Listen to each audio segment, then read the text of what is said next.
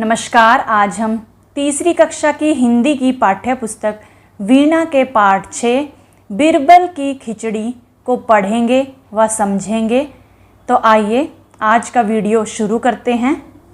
अकबर के दरबार में अनेक विद्वान थे। विद्वान यानी कि जो बहुत ही ज्ञानी हो, जिसे बहुत ज्ञान हो। ठीक है, तो अकबर के दरबार में अनेक विद्वान थे।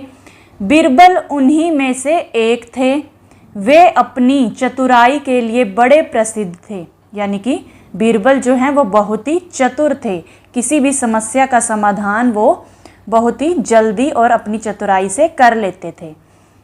अपनी चतुराई से वे बादशाह को भी हरा देते थे।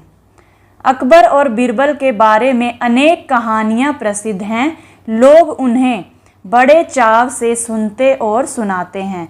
आपने भी कभी ना कभी किसी न किसी से अकबर और बीरबल की कहानियाँ अवश्य सुनी होंगी। एक बार की बात है, अकबर किसी गांव से होकर जा रहे थे। सर्दी के दिन थे। गांव के लोग आग जलाकर उसके चारों ओर बैठे बातें कर रहे थे। जब बादशाह अपने साथियों के साथ वहां पहुंचे तो एक व्यक्ति कह रहा था कि मैं यमुना के पानी में रात भर खड़ा रह सकता हूँ। तो ये जो चित्र दिखाई दे रहा है आपको, ये हैं बादशाह अकबर। ठीक है, और ये जो व्यक्ति हैं, ये 3 व्यक्ति, ये आपस में बैठकर आग सेक रहे हैं और बातें कर रहे हैं। तो ये व्यक्ति कहता है कि मैं यमुना के पानी में, इतनी सर्दी में यमुना के पानी में खड़ा रह सकता हूँ पूरी रात भर। अकबर को इस बात का विश्वास नहीं हुआ।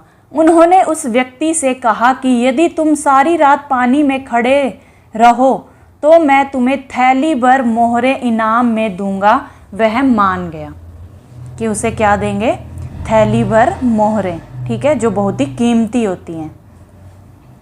अगली रात वह व्यक्ति यमुना के ठंडे जल में पूरी रात खड़ा रहा। प्रातः वह बादशाह के दरबार में आया। प्रातः यानी कि जब सुबह हुई तो वो बादशाह के दरबार में आया। बादशाह ने आश्चर्य से पूछा, तुम इतनी सर्दी में सारी रात पानी में कैसे खड़े रहे? कि इतनी ठंड पड़ रही है और यमुना का पानी जो है इतना ठंडा है, फिर तुम इतनी सर्दी में सारी रात उस पानी में कैसे खड़े रहे? उसने नम्रता से उत्तर दिया, यानी बहुत ही प्यार से, बहुत ही स्नेह से उत्तर दिया, महाराज, आपके राजमहल से दीपक का प्रकाश आ रहा था। मैं उसे देखते हुए सारी रात पानी में खड़ा रहा।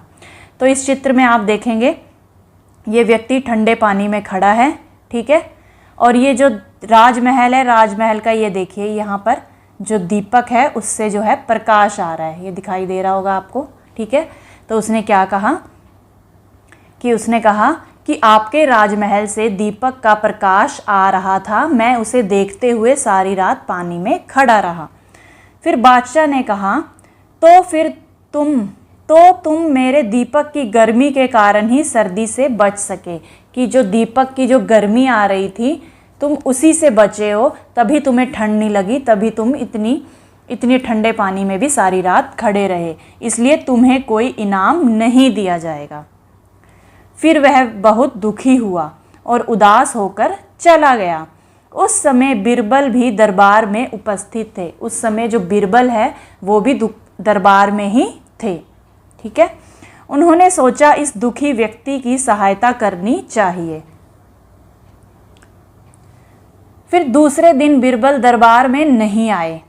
अकबर को चिंता हुई कि कहीं बीरबल बीमार तो नहीं पड़ गए। उन्होंने बीरबल को बुलावा भेजा, कि उन्होंने अपने किसी सेनापति को भेज दिया होगा कि जाओ बीरबल को बुलाकर लाओ। लेकिन बीरबल ने क्या कहलवाया कि मैं खिचड़ी पका रहा हूँ, पक जाने पर दरबार में उपस्थित हो जाऊँगा। कि जब मेरी खिचड़ी जो है वो पक जाएगी तब मैं दरबार में आ जाऊँगा। अगले दिन बीरबल को फिर दरबार में ना देखकर बादशाह ने कुछ सोचा। फिर वे बोले, चलो स्वयं ही चलकर देखें कि बीरबल कैसी खिचड़ी पका रहे हैं। जब अगले दिन भी बीरबल दरबार में उपस्थित नहीं हुआ, नहीं आया, तब बादशाह ने सोचा कि खुद ही चलकर देखता हूँ कि बीरबल कैसी खिचड़ी पका रहा है जो अभी तक नहीं पकी उसकी। जब बादशाह बीरबल के यहाँ पहुँचे तो उन्होंने देखा कि एक बहुत लंबे बांस के ऊपरी सिरे पर एक हांडी लटकी हुई है। ये देखिए, ये है बांस के 3 डंडे और इन पर जो है ये हांडी लटकी हुई है और यहाँ पर क्या है, आग। हांडी से बहुत नीचे भूमि पर बहुत थोड़ी सी आग जल रही है। बादशाह ने हैरानी से पूछा, ये बादशाह हैं और ये बीरबल, बीरबल भला यह खिचड़ी कैसे पक सकती है? हांडी तो आग से बहुत दूर है, कि आग जो है वो इतनी नीचे है और हांडी इतनी ऊपर, तो ये कैसे पकेगी खिचड़ी तुम्हारी? तब बीरबल क्या कहते हैं? फिर बीरबल ने उत्तर दिया, हुजूर, अगर वह व्यक्ति राजमहल के दीपक की गर्मी के सहारे सारी रात ठंडे पानी में खड़ा रह सकता है तो इस आग से मेरी खिचड़ी क्यों नहीं पक सकती? बीरबल ने क्या जवाब दिया, क्या उत्तर दिया कि जब बादशाह ने देखा कि आग तो बहुत नीचे है और बर्तन जिसमें हांडी, यानी कि जो हांडी है जिसमें खिचड़ी पक रही है, वो तो बहुत दूर है, तो खिचड़ी कैसे पकेगी, है ना? जब आग के ऊपर बर्तन होएगा तभी तो खिचड़ी पकेगी, इतनी दूर होएगा तो आँच ही नहीं जाएगी, तो कैसे पकेगी? तो फिर इसका बीरबल ने क्या जवाब दिया कि जब राजमहल के जो दीपक की गर्मी के सहारे सारी रात ठंडे पानी में वह व्यक्ति खड़ा रह सकता है तो इस आग से मेरी खिचड़ी क्यों नहीं पक सकती? तब बादशाह को अपनी ये बात समझ में आई कि जैसे दूर रखी हुई हांडी में खाना नहीं पक सकता अगर आग से वो दूर है, तो उसी प्रकार जो दीपक से प्रकाश आ रहा है उससे भी गर्मी किसी को नहीं मिल सकती क्योंकि वो बहुत दूर है। फिर अकबर को बात समझ में आ गई। उन्होंने दूसरे दिन उस व्यक्ति को दरबार में बुलाया। फिर दूसरे दिन उन्होंने उस व्यक्ति को दरबार में बुलाया जो ठंडे पानी में खड़ा था और बड़े सम्मान के साथ उसे मोहरों की थैली भेंट कर दी। तो इस चित्र में आप देख सकते हैं, ये रहा व्यक्ति जिसे मोहरों की थैली दी जा रही है और ये हैं बीरबल और ये अकबर।